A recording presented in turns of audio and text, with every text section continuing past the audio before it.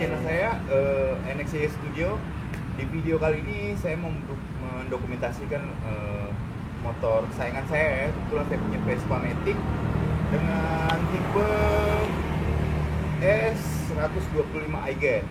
Jadi sesuai dengan namanya, motor ini sendiri termasuk cc kecil ya, 125 cc, dan termasuk keluaran Vespa di tahun 2018 ya. Kebetulan saya ambilnya dulu tahun 2018. Dan kenapa saya dokumentasikan sekarang, saya videokan sekarang, yang sudah terhitung telat ya kalau buat nge-review ya. Karena kebetulan saya mau modifikasi motor ini sendiri. Beberapa hari ke depan saya rubah total body, di cutting, terus pakai knalpot racing segala macam. Jadi total berubah drastis dari bentuk seperti ini, keluaran pabriknya ya teman-teman. Jadi itulah alasan kenapa saya bukan review sih sebenarnya, cuman lebih ke mendokumentasikan sebelum, before dan afternya ntar setelah saya modif dan sebelum saya modif. Dan kebetulan bentuknya seperti ini ya, keluaran pabrik dari Vespa itu sendiri di Indonesia. Dan Vespa ini sendiri sudah dirakit ya dari luar ya, makanya termasuk mahal harganya, di kisaran 35 ke atas, dan sekarang makin naik. Jadi yang bikin mahal sebenarnya pajak, karena ini sudah rakitan luar, bukan dirakit Indonesia ya teman-teman. Dan buat Vespa sendiri banyak ya keluaran Matic-nya, dengan beberapa tipe, dari yang 150 cc juga ada, 155 dan cc ke atasnya dengan keluaran Matic. Jadi dengan rank harga yang bervariatif ya, sampai dengan 50 ke atas juga ada dari Vespa itu sendiri. Bahkan ada yang limit di Indonesia cuma ada 10 unit dengan harga 100 juta ada. Sementara buat mesin dan cc-nya sama seperti yang saya punya, 125. Jadi dia menang di custom body dari seorang desainer terkenal Itali sana, dan dikeluarin pabriknya cuma beberapa unit saja, makanya harganya hampir setara dengan mobil. Dan dari pengalaman saya selama 2 tahun pakai motor ini, lumayan asik ya buat Vespa itu sendiri. Di hampir 2 tahun lebih ini saya udah berjalan sekitar 27.000 km teman-teman, saking seringnya saya dengan kuda besi ini. Dan kebetulan buat teman-teman yang nanya-nanya buat mesinnya, ketahanannya dan segala macam, sebenarnya kurang lebih ya dengan motor-motor lain ya, termasuk kuat juga buat Vespa sendiri. Saya termasuk orang yang nggak telaten ya buat servis motor ya, paling ganti oli dan sebagainya, ganti ban, ganti isi angin, dan yang masih sewajarnya saja, tidak terlalu rutin buat ke bengkel pemeriksaan mesin. Dan buat bensinnya juga lumayan irit ya teman-teman, karena kita masuk cc kecil, jadi saya isi 50.000 di pom bensin itu bisa sampai seminggu lebih, tergantung pemakaian harian. Jadi sebenarnya nggak rugi ya dengan keluaran motor sekarang yang juga udah 30 ke atas buat Matic, seperti dari keluaran Yamaha, Honda maupun Suzuki. Tapi lebih rekomen saya sih Vespa ini sendiri. Kenapa? Karena nyentrik ya, dari bentuknya, dari warna keluar pabriknya unik. Jadi buat teman-teman yang pengen ngerasa beda, mungkin harus ngambil Vespa sebenarnya. Karena rata-rata sekarang motor keluaran udah di kisaran 35 juta ke atas ya. Jadi samalah buat Matic konvensional lain dengan Vespa itu sendiri, yang dimana orang berpikir kalau Vespa itu mahal, tapi sebenarnya nggak sama dengan motor-motor yang sekarang, kurang lebih ya. Jadi mungkin nggak usah panjang lebar ya teman-teman, nanti teman-teman bisa lihat seperti apa spesifikasinya, buat teman-teman bisa lihat dari Google buat motor Vespa itu sendiri ya.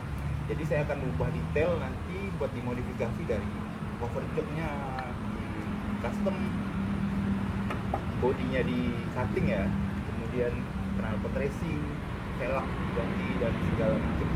Jadi sampai sekarang selama hampir 2 tahun lebih ini saya pakai, belum diotak-atik ya keluaran pabrik. Paling stikernya aja udah mulai copot karena dicakarin anjing saya pelihara anjing. Jadi ya habis dicakarin stikernya saya ganti. Dan ini gearbox sebelah kiri ya teman-teman, kurang lebih seperti Matic lain. Isinya belt, kemudian segala macam kompresor, kipas, pendingin, dan sebelah kanan knalpot, kemudian spatbor.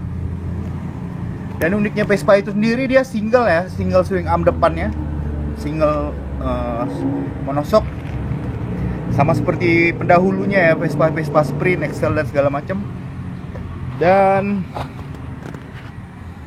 karena masih bentuk aslinya ya teman-teman, jadi spionnya juga masih standar ya, jok dan segala macamnya. Dan inilah perjalanan saya selama ini ya teman-teman. Sudah hampir 27.000 lebih, 27.373 km. Udah lumayan panjang ya. Kemudian di sini ada indikatornya ya, lampu tembak jarak jauh, kemudian indikator peringatan, bensin, kemudian timer ya, waktu, jam, rating, dan kemudian tanda peringatan indikator jika ada kerusakan ya, standar sama seperti di mobil. Kemudian speedometer dan indikator bensin. Jadi sebenarnya cukup simpel sebenarnya buat Vespa ini sendiri teman-teman. Dari bentuknya sama kurang lebih ya seperti pendahulunya, seperti saya bilang tadi. Dia ada sidebox kecil kiri kanan ya buat nyimpan barang-barang, handphone segala macam.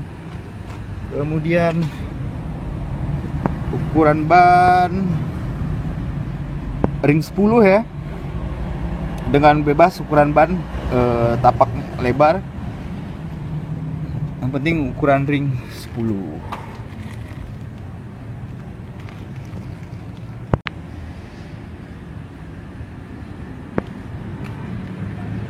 Oke, di sini indikator lampu jauh, lampu dekat, rating kiri kanan, klakson, kemudian lampu kabut dan lampu jauh, kick starter, maksud saya starter tangan teman-teman, spion, dan kira-kira seperti itu doang ya. Jadi di sini yang teman-teman lihat Vespa iGet 2018. 125 cc.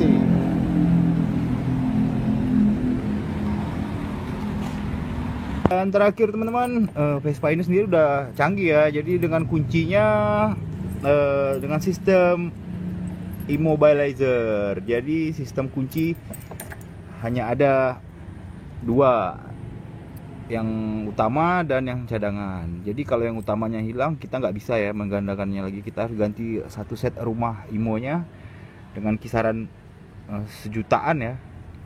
Sementara buat menduplikatkan IMO kunci ini sendiri sekitar 100.000, karena dia nggak bisa kunci biasa ya. Biarpun kita panggil tukang kunci yang handal buat bikin giginya kayak gini, dia nggak akan connect, karena ini sistemnya terintegrasi ke sistem IMO-nya sendiri.